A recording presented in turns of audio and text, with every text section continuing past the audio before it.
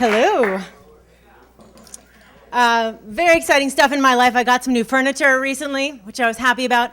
I wanted to get a lot of vintage stuff because I like to think I'm hip, but instead I ended up furnishing my entire apartment with Pottery barn furniture.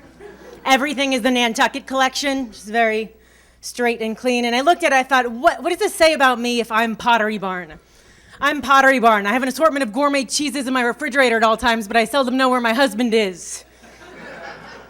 I'm Pottery barn. I have artsy black and white photos of my gorgeous kids up in the living room, but they have learning disabilities up the ass. I'm Pottery barn. My knowledge of fine wines is bordering on alcoholism.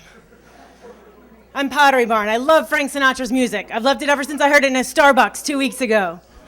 That's not good. Big things happening in my life. My mom learned how to text message. Just basically the equivalent of a dog learning how to open a doorknob.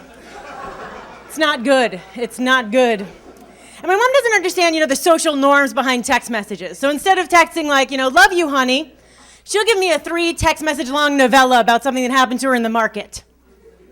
And the other night she was upset and she texted, "There is no God." I called her up, I was like, "Mom, be there in 5. That's a text message. There is no God, that's like a conversation with a rabbi or somebody who can field that conversation. I don't know how to. My mom's in her 60s, and I think you can't get to that age, unfortunately, without tragedies happening to the people in your life. But my mom insists on referring to her friends by those tragedies. So she'll call me up the other day. She was like, "Honey, remember my friend Judy, whose husband dropped dead of a heart attack at 42? "Yes, Mom." "She got a Prius." You didn't need the first part, Mom. You didn't need the first part.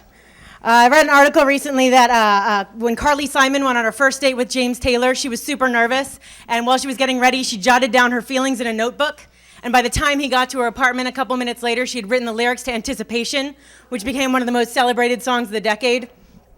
And I thought back to the last time I was nervous for a first date, and what happened with me is I was getting ready, and I noticed a pimple on my cheek.